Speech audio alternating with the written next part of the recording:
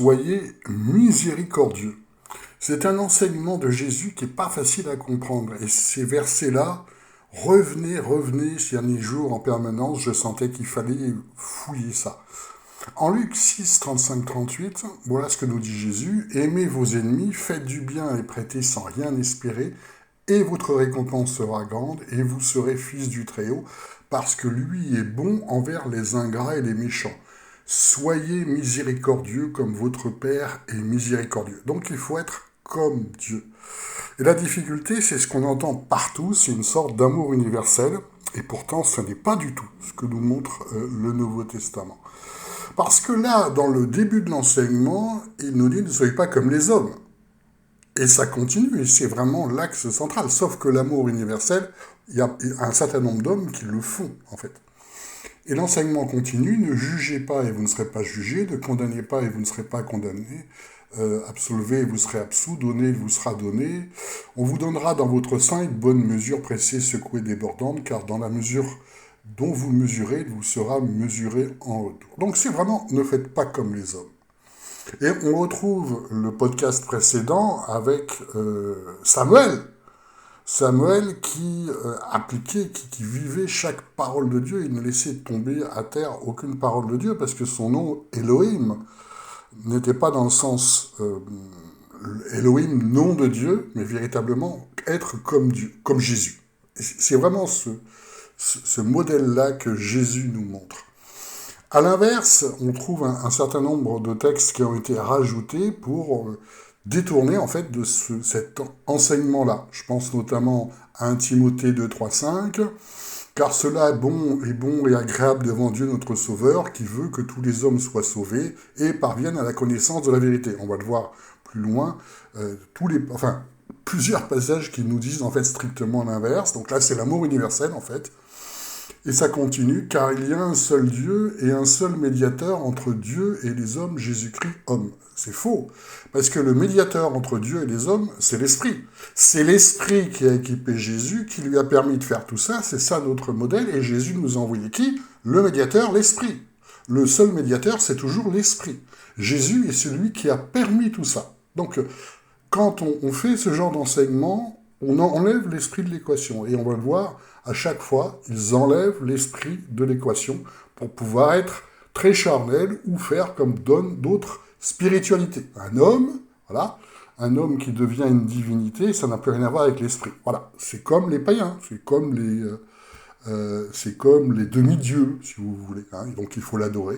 Et il n'y a plus d'élection par l'esprit. Parce que cet enseignement, qui a été rajouté en 1 Timothée 2, casse complètement tout ce qui est volonté de Dieu, tout ce qui est élection de l'esprit, et également tout ce qui est action de l'esprit dans nos vies, qui est la clé. C'est ce que Jésus nous a envoyé. Je vous ai envoyé l'esprit.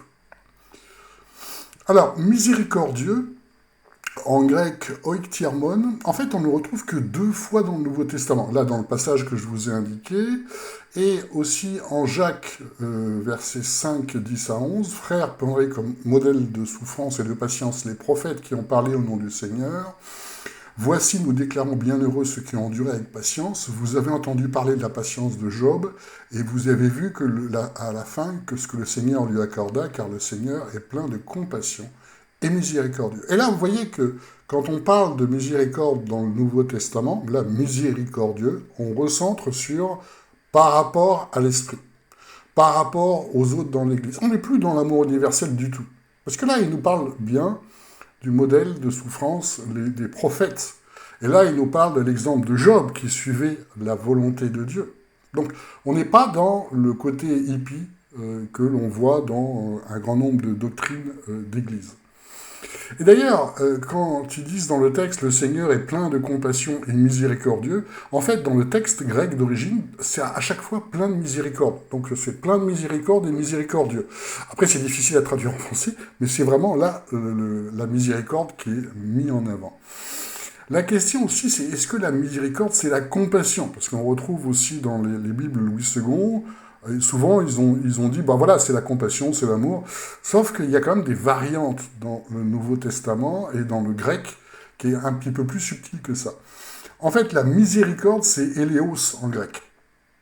Et vous l'avez en Romains 11, qui a un enseignement très important sur, effectivement, cette question-là. Romains 11, en particulier versets 30 à 32, mais on verra d'autres passages. De même, en effet, que vous ayez autrefois désobéi à Dieu. Alors, il parle de qui? En fait, ça reste à des païens, puisqu'en Romains 11, versets 13 à 15, il est dit « Or, c'est à vous, gentils, que je dis, en tant que je suis apôtre des gentils. » Donc, c'est véritablement à des païens dont il parle de ça. De même, eux aussi ont maintenant désobéi, il parle des Juifs, afin que par la miséricorde qui vous a été faite, miséricorde, eux aussi obtiennent maintenant miséricorde. Car, et c'est important, car Dieu a enfermé tous les hommes dans la désobéissance pour faire miséricorde à tous. Alors là, comparez le passage de Timothée, Dieu veut que tous les hommes parviennent à la connaissance de la vérité, Dieu a enfermé tous les hommes dans la désobéissance pour faire miséricorde à tous. Et là, c'est incompréhensible, faire miséricorde à tous. Ça veut dire quoi? La difficulté, c'est qu'il y a un problème de traduction, en fait. Alors, en fait, à tous, c'est pas véritablement tous. Puisque en grec, c'est en fait plus individuellement chacun. Et on le retrouve toujours en Romains 1,7, à tous, pas ceux qui sont à Rome, appelés à être saints. Donc c'est pas tout le monde, c'est ceux, en fait. Et c'est plus dans ce sens-là que ça a été utilisé. Et là, on parle d'élection. Romains 1,16 dit pareil. En effet, je n'ai pas honte de l'évangile, c'est la puissance de Dieu pour le salut de tout homme qui croit. En fait, c'est ceux qui croient. Élection du juif d'abord, mais aussi du non-juif. Et là, le problème aussi, c'est une autre interpolation, en Romains 1,20. En effet, les perfections invisibles de Dieu, sa puissance éternelle et sa divinité se voient comme à l'œil depuis la création du monde, étant considérés dans ses ouvrages afin qu'ils soient inexcusables. C'est faux. Parce que là, ça dépend d'eux. Dans un cas, c'est Dieu qui choisit, par l'Esprit, élection par l'Esprit, ce qui est le vrai enseignement du Nouveau Testament. Dans l'autre, c'est les hommes qui choisissent. Ils sont inexcusables, c'est par leur propre force. Ça, c'est une fausse doctrine. On en revient à la question universelle. Et on va voir, ça nous rappelle d'autres spiritualités aussi. Donc, la phrase tellement importante, Dieu a enfermé tous les hommes dans la désobéissance. Ben oui, c'est tout à fait vrai. Pour que la miséricorde puisse se voir parmi les élus, encore faut-il qu'on soit dans le mensonge. Le meilleur exemple dans le Nouveau Testament, c'est Paul. C'est parce qu'il était enfermé dans la désobéissance qu'il a pu faire tout ce qu'il a fait, en fait. Il était tellement loin dans l'erreur qu'il a pu voir toutes les erreurs des pharisiens et casser toute la doctrine des pharisiens et des juifs, si on veut aller par là. Mais on est tous un peu comme ça. Hein. Pendant des années, moi j'étais athée. Il y avait quelque chose, mais j'étais complètement athée. Donc, Dieu a enfermé tous les hommes dans la désobéissance. On voit que c'est ça la miséricorde de Dieu. Et selon le texte, la miséricorde de Dieu consiste à empêcher les hommes de croire en lui. Alors, c'est pas du tout ce qu'on apprend en Église, mais c'est ce que nous explique dans le Nouveau Testament, et c'est ce que nous montre en particulier Jésus aussi par rapport à ça. En Romains, toujours Romains 9, versets 14 à 18, que dirons-nous donc? Y a-t-il de l'injustice en Dieu? Non. Car il a dit à Moïse, je ferai miséricorde à qui me plaira de faire miséricorde. Voyez, rien à voir avec l'amour universel. À qui me plaira de faire miséricorde. Et j'aurai pitié de qui il me plaira d'avoir pitié. Donc déjà, on voit que miséricorde, dans le sens qu'utilise Jésus, c'est faire comme Dieu, qui Dieu a choisi. Et là, on retrouve toute l'action de l'Esprit. Ça n'a rien à voir avec quelque chose d'universel. Ainsi donc, cela ne vient pas de celui qui veut ou celui qui court. Donc, c'est complètement contradictoire avec le passage qui nous dit « Ouais, non, ils sont inexcusables. » Mais non, ça n'a rien à voir. Peu importe que tu veuilles ou que tu ne veuilles pas. C'est pas ta volonté, c'est celle de Dieu. Mais de Dieu qui fait miséricorde. Car l'Écriture dit à Pharaon, rappelez-vous que Pharaon, Dieu l'a utilisé, Dieu a endurci son cœur pour que le plan se fasse. C'est Dieu qui a empêché. C'est pour cela même que je t'ai suscité, pour que je fasse voir en toi ma puissance et pour que mon nom soit publié par toute la terre. Et donc, la phrase continue, Ainsi donc, il fait miséricorde à qui il veut, et il endurcit qui il veut. Et voilà notre mission, soyez donc miséricordieux comme Dieu est miséricordieux, nous devons suivre l'Esprit. Ça n'a rien à voir avec être sympa. Pourquoi on voit en fait les rajouts et les doctrines d'église? Parce que ça, c'est d'autres spiritualités. Il y a des spiritualités d'amour inconditionnel, universel. Je pense par exemple à certains moines bouddhistes, alors j'ai regardé sur internet, ils s'appellent les Jaïens. Les Jaïens, ils s'interdisent tout acte de violence envers ce qu'ils appellent les jivas, tous ceux qui ont une âme, les hommes, les animaux, les végétaux. Voilà. Donc, ils s'interdisent de consommer, par exemple, des carottes parce qu'il faut les tuer en les arrachant de la terre. Exemple. Puisque ce sont des créatures de Dieu. Et pareil, ils se mettent un masque sur le visage pour ne pas avaler un moustique, puisque c'est une créature de Dieu. Voilà. Et ça, on retrouve cette doctrine chez les catholiques. La doctrine de l'avortement, c'est on ne tue pas quelqu'un parce que c'est une créature de Dieu et donc il est à l'image de Dieu. Or, il n'y a aucun texte sur l'avortement dans la Bible par rapport à ça. Mais ça en devient une doctrine. C'est tout le monde est à l'image de Dieu. Donc, amour universel. Et on retrouve ça chez les catholiques. Sauf que c'est pas ce que fait Dieu. Donne la miséricorde à qui il veut par rapport à ça. On retrouve aussi ça dans les doctrines spirites. Les doctrines spirites, c'est notamment Alain Kardec en France, les médiums, ceux qui écoutent les esprits. Voilà ce qu'ils expliquent. En fait, les âmes, entre guillemets, dans les limbes, ils font plein de choses. Ceux avec qui ils parlent, les esprits avec qui ils parlent. Bon. Voilà ce qu'ils disent dans la doctrine spirit. En vertu de la loi du progrès, toute âme a la possibilité d'acquérir le bien qui lui manque et de faire de ce qu'elle a de mauvais selon ses efforts et sa volonté. Selon ses efforts et sa volonté. On retrouve là, ils sont inexcusables, puisque c'est selon leur effort et leur volonté. Il en résulte que l'avenir n'est fermé à aucune créature, l'amour universel. Dieu ne répudie aucun de ses enfants, il les reçoit dans son sein à mesure qu'ils atteignent la perfection, laissant ainsi à chacun le mérite de ses œuvres. Donc vous voyez, c'est cette doctrine-là, en fait, qui a tout de suite été mélangée à celle de la Bible, et ça ne vient pas de Dieu, effectivement. En 1 Pierre 2, versets 9 à 10, il est dit « Mais vous, vous êtes une race élue », toujours pareil, une sacrificature royale. Alors, à qui il parle? On l'a en 1 Pierre 1, versets 1 à 2, Pierre, apôtre de Jésus-Christ, aux étrangers dispersés dans le pont, la Galatie, la Carotte, l'Asie, la Bithynie, qui sont élus, pareil, selon la préscience de Dieu la Père dans la sanctification de l'Esprit. Et le texte en 1 Pierre 2, 9, 10 continue, afin que vous annonciez, vous qui autrefois n'étiez pas un peuple, mais qui maintenant êtes le peuple de Dieu, donc élu par l'Esprit, vous qui n'aviez pas obtenu miséricorde, mais qui maintenant avez obtenu miséricorde, selon la volonté de Dieu.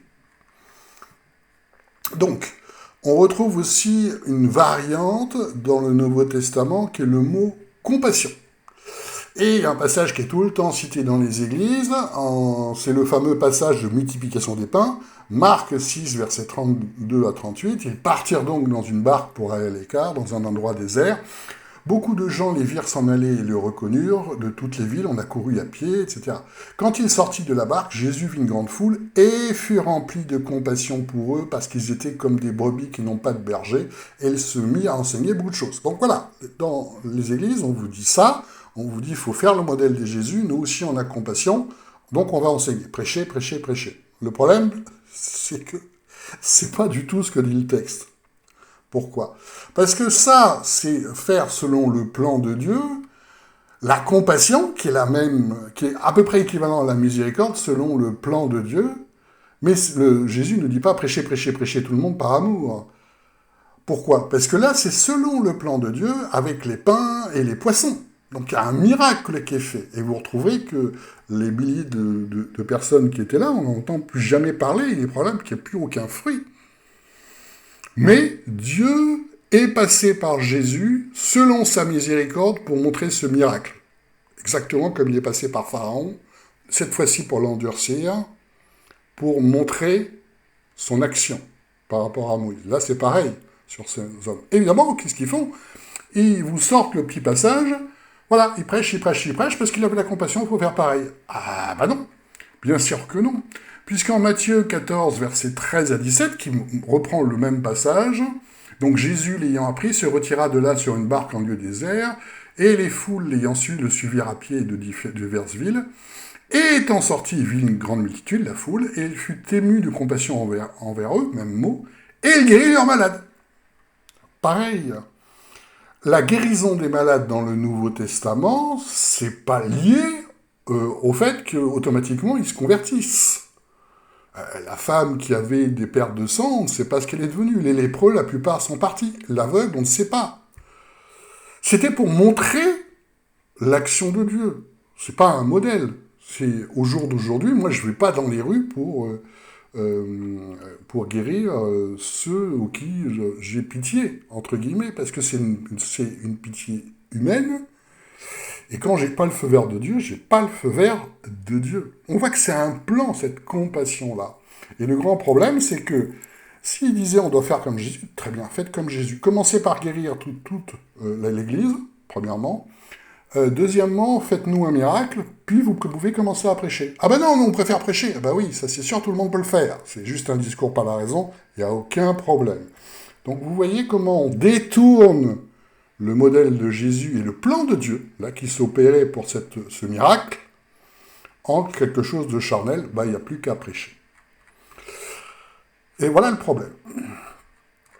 Un enseignement clé, effectivement, ce qui m'a vraiment, ce qui est revenu, ce qui m'a frappé, il y avait quelque chose à travailler là-dessus, c'est le fameux passage en Luc 10, 25, 37. Et voici un certain légiste se leva, le mettant à l'épreuve, et disant, « Maître, que dois-je faire pour hériter la vie éternelle ?» Et il lui dit, « Qu'est-il écrit dans la loi ?» Et il répondit, « Tu aimeras le Seigneur ton Dieu de tout ton cœur, de toute ton âme et toute ta force et toute ta pensée, et ton prochain comme toi-même. » Et il lui a dit, « Tu as bien répondu, fais cela et tu vivras. » C'est revenu ce passage-là. Comment est-ce qu'on peut résumer le salut en 2 phrases? C'est ce que fait Jésus. Aimer Dieu, aimer son prochain. Extraordinaire. Mais qu'est-ce que ça veut dire? Voilà toute la difficulté. C'est très différent de ce qu'on voit en Église. Et là, il nous prend cet exemple-là, cette parabole, qui est mon prochain. Et là, vous connaissez par cœur la parabole avec le Samaritain. Et ça termine en mon prochain, lequel des 3, donc 2 religieux et un Samaritain. Donc le Samaritain, c'est celui qui est impur, je le rappelle. C'est celui qui est le plus éloigné de Dieu pour les Juifs. Les Juifs ne voulaient pas être en contact avec des Samaritains. Par contre, les religieux étaient, selon les Juifs, ceux qui étaient le plus purs, proches de Dieu. Et Jésus nous montre, sinon, modèle inverse.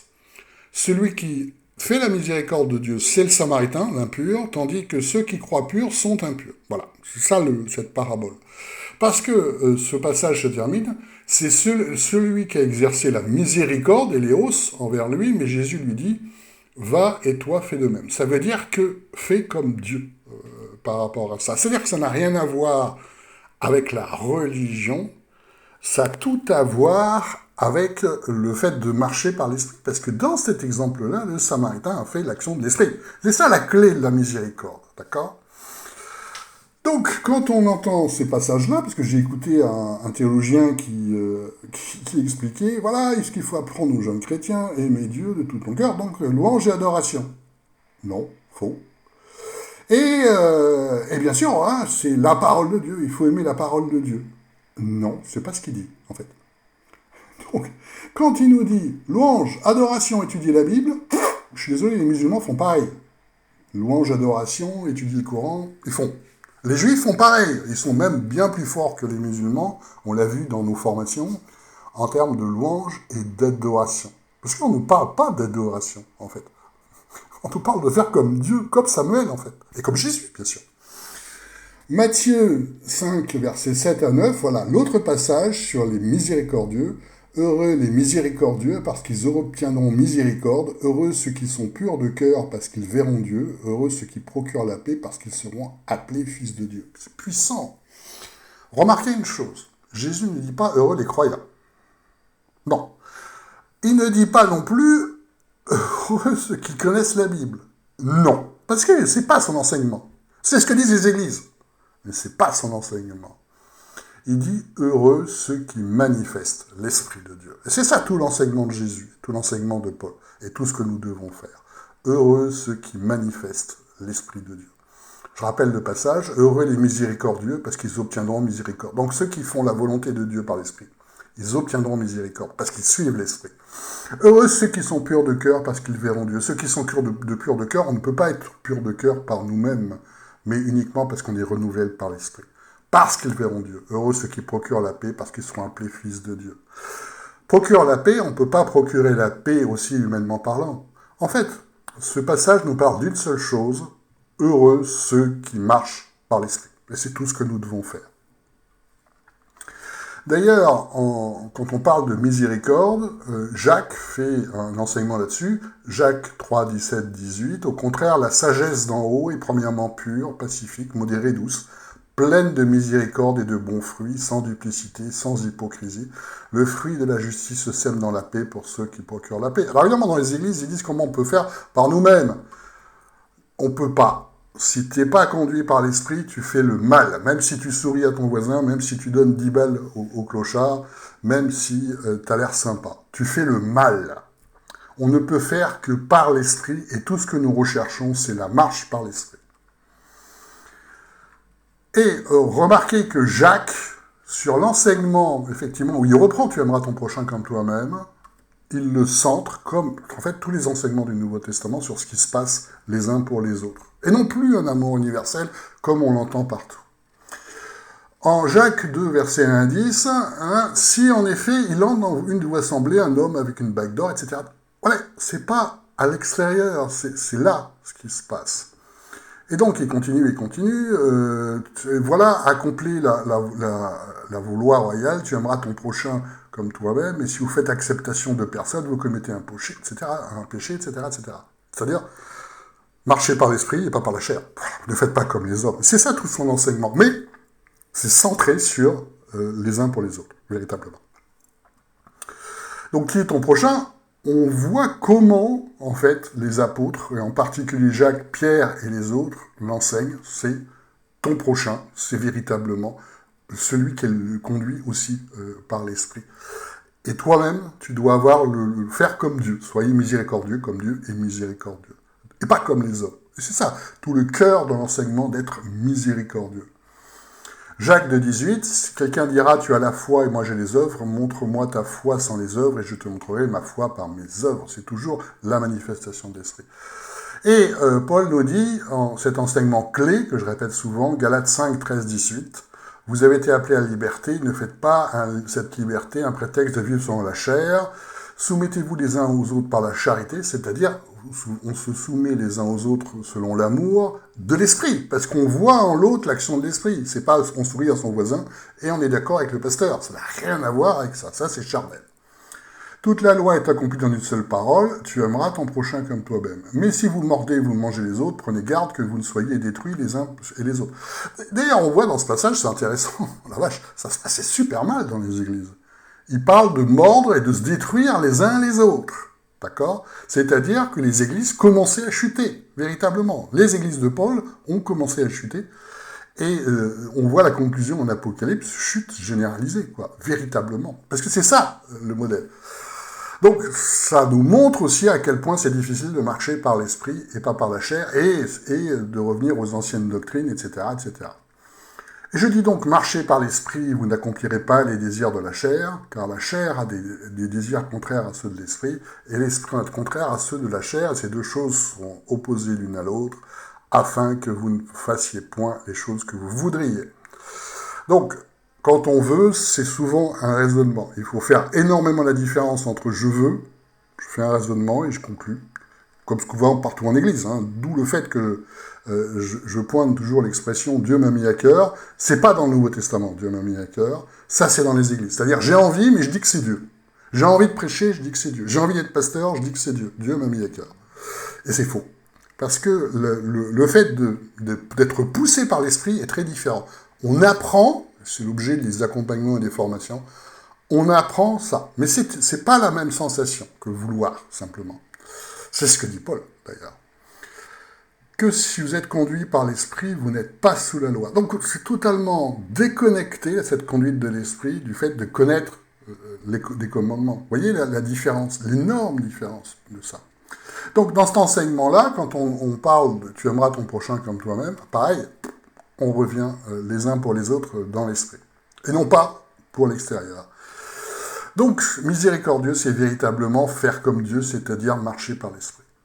Marc 12, versets 32 à 34, et le scribe lui dit, toujours le même passage, « Bien maître, tu as dit selon la vérité qu'il est l'unique, qu'il n'y a pas d'autre, et que de l'aimer de tout ton cœur et de toute ton intelligence et de toute sa force et aimer ton prochain comme soi-même, c'est plus que les holocaustes et les sacrifices. » Et Jésus, voyant qu'il avait répondu avec sagesse, lui a dit, « Tu n'es pas loin du royaume de Dieu. » Donc, aimer Dieu, c'est marcher par l'esprit. Exercer la miséricorde, c'est marcher par l'esprit. Voilà l'enseignement clé qui est tellement détourné. Et j'ai entendu sur ce passage-là, ce fameux théologien qui disait, voilà, on doit expliquer ça aux jeunes chrétiens, etc. Aimer Dieu, c'est l'adorer. Donc on fait de l'adoration. Mais non, c'est complètement faux. Puisque dans le Nouveau Testament, adorer, ça c'est un rite juif, qui est aussi un rite païen, ils adorent leur divinité, il n'y a aucun problème. Acte 8, 27, et voici un Éthiopien, eunuque, ministre, surintendant de tous ses trésors, qui était venu à Jérusalem pour adorer, comme les Juifs. On voit que c'est Ancien Testament, donc il y a énormément de rites dérivés des rites païens. On n'est plus dans l'adoration dans le Nouveau Testament. Donc il nous disait, voilà, aimer Dieu, bien sûr, c'est faire de la louange, de l'adoration et d'étudier la Bible. Puisque, effectivement, moi, il disait, vraiment, j'aime la parole de Dieu. Mais aimer la parole de Dieu n'est pas aimer Dieu. C'est ça, la grosse différence. Parce que c'est intéressant, effectivement, comme clairement, la louange, l'adoration, les Juifs le font, les musulmans le font. Les Juifs sont très forts, comme je vous l'ai dit, en louange et adoration. Les musulmans, il n'y a aucun problème, ils étudient le Coran, ils font de la piété, voilà quoi. Il y a les uns pour les autres, il y a aussi la charité, mais c'est pas l'esprit. Et ce théologien, ça m'intéressait, donc, toujours dans ce là, il disait, voilà, pour les jeunes chrétiens, il faut dire ça, bon, c'est-à-dire, en fait, il les apprend à ne surtout pas marcher par l'esprit, à bien faire selon la doctrine des hommes. Et il disait, voilà, mon modèle, c'est MacArthur, MacArthur, quand même, c'est quasiment le pape des évangéliques, d'accord. Et MacArthur, d'ailleurs, il disait, bon, MacArthur, il disait que il disait que tous les dons spirituels, en fait, n'existent plus de nos jours. Bah oui, plus de dons de prophétie, plus d'esprit, quoi, en fait, d'accord ? Puisque c'est réservé au temps apostolique. Maintenant, on doit juste prêcher la Bible, prêcher la Bible, prêcher la Bible. Et pendant 30 ans, dans son église, il a prêché le Nouveau Testament, tout. Ça doit être un carnage, parce que cet homme-là, donc, n'a pas la moindre idée du fonctionnement de l'esprit. Et comme il disait, c'est le pape, MacArthur, quand MacArthur parle, tout le monde évangélique écoute, d'accord ? Donc ça va être intéressant, parce que quand il va être effectivement jugé par les œuvres, combien de dizaines de millions de personnes il a appris à ne pas faire par l'esprit. Combien c'est un carnage ce qu'il fait cet homme-là. Il aimait la parole de Dieu. Et ce théologien nous disant, ah ouais, avec MacArthur, j'aime faire, vraiment, je veux faire ça. Je veux enseigner la parole de Dieu. Là, vous retrouvez tous les modèles de ces théologiens, pasteurs, qui n'ont rien à voir avec l'esprit. Parce que vraiment, aimer la parole de Dieu, c'est aimer Dieu, ce qui n'est pas dans le Nouveau Testament. Parce que aimer Dieu, c'est faire comme Jésus, faire par l'esprit, être miséricordieux comme il est miséricordieux. Donc chercher justement à ne plus faire par nous-mêmes, mais tout par l'esprit.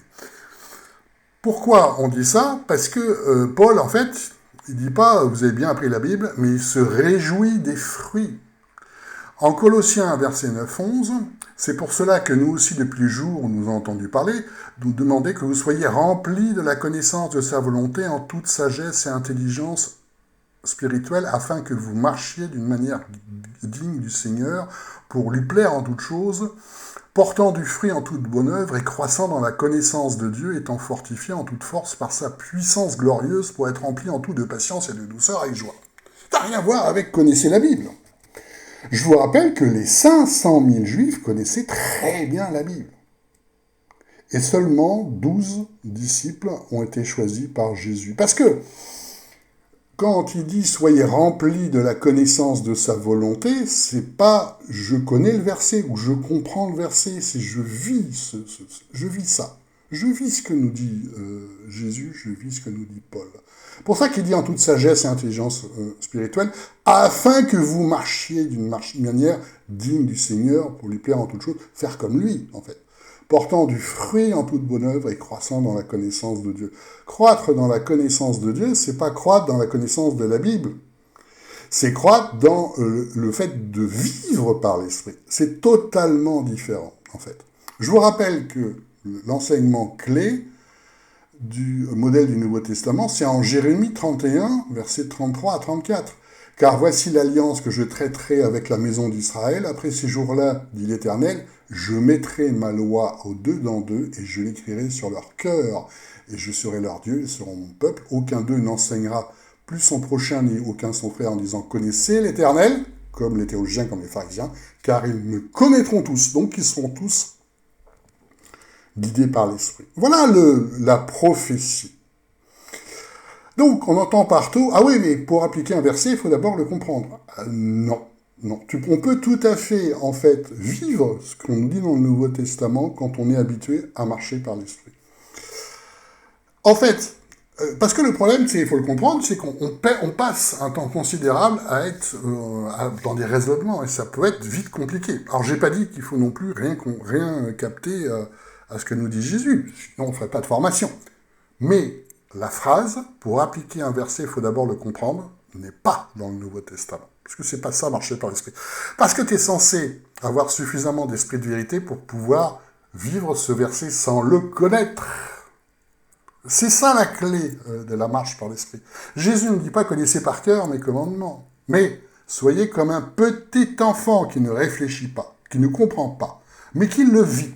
La clé de marcher par l'Esprit, c'est être comme un petit enfant. C'est pour ça que les raisonnements peuvent être dangereux.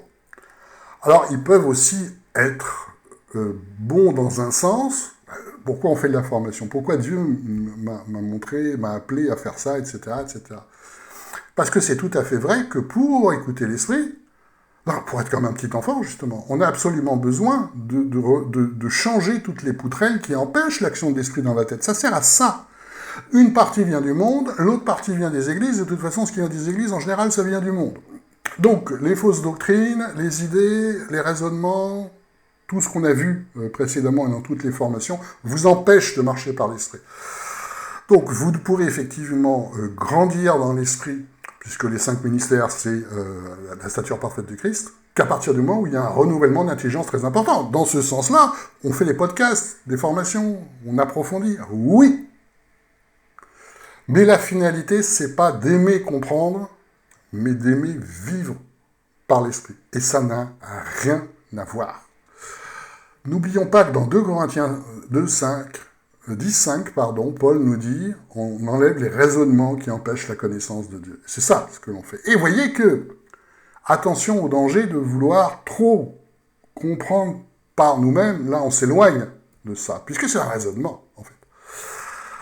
Soyez comme des petits-enfants, et pour ça, ça nécessite absolument, effectivement, de la formation, mais tout le temps, ceux qui portent vraiment du fruit, ceux qui font des miracles, des guérisons, des visions, tout le temps, etc., c'est toujours ceux qui ont un bon renouvellement de l'intelligence, c'est-à-dire qui s'appliquent tous les jours à faire un temps conséquent dans la formation. C'est pas pour se former, c'est pour renouveler les pensées, pour vivre par l'Esprit. Mais aimer Dieu, c'est pas comprendre. Aimer Dieu, c'est marcher par l'Esprit, être miséricordieux. Ce que nous dit Jésus, aimer Dieu, c'est quoi? Marcher par l'Esprit, comme Jésus. Être miséricordieux, c'est être comme Dieu, comme Samuel, si vous voulez, dans le précédent podcast. Donc, notre passion, c'est pas tellement la Bible. En fait, contrairement à ce qu'on nous dit en Église, j'adore la Bible. Moi, j'adore l'Esprit. Parce que c'est ce que Jésus nous a donné, il nous a pas donné la Bible. Passionnez-vous pour les effets de l'Esprit, recherchez ces effets de l'Esprit. Et c'est tout à fait vrai c'est absolument nécessaire de ce renouvellement de l'intelligence, ces mauvaises poutrelles qui vous empêchent d'écouter l'Esprit, pour que vous puissiez écouter l'Esprit, avoir les visions, les miracles, les guérisons, tout ça. Ça, c'est une réalité. Mais attention, aimer Dieu, c'est aimer les effets de l'Esprit, de son Esprit. Je prends un exemple, quand j'ai démarré, il y a quelques années, j'avais pas encore mon appel. Comme je vous l'ai dit dans d'autres formations, j'avais commencé par voir un buisson ardent, c'était compliqué, bon. Puis après, j'ai vu l'apparition d'un ange, puis j'ai vu des miracles, puis j'ai eu des visions, etc. Je connaissais très mal la Bible. Puis j'étais pas vraiment passionné par la Bible, je comprenais pas le rapport, en fait. J'étais un peu perdu aussi par rapport aux enseignements d'église et tout.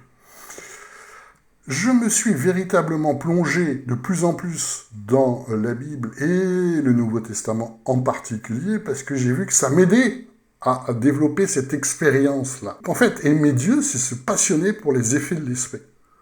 Et tout ce que nous apprend Jésus, tout ce que nous apprend Paul, Pierre, Jacques, Apocalypse, nous aide à écouter et vivre cet esprit.